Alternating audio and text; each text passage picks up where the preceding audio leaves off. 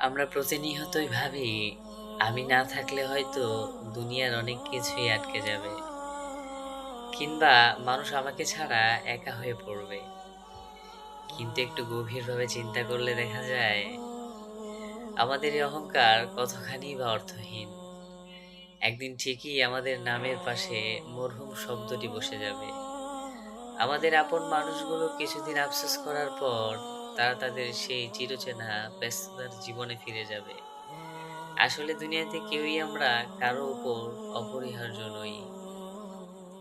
অথচ ক্ষণস্থায়ী মানুষের ভালোবাসা পেতে আমরা কত শত রাতই না পার করে দিই। কিন্তু যিনি আমাদেরকে সৃষ্টি করেছেন, সে রবের কথাই ভুলে থাকি। আমাদের আসল ঠিকানা তো সেই অন্ধকার মাটির কবর, যেখানে কোনো আত্মীয়স্বজন থাকবে না, থাকবে না কোনো আপনজন, থাকবে না কোনো প্রশংসাকারী। সেখানে কেবল আপনার আমার সঙ্গী হিসেবে থাকবে নেক আমল।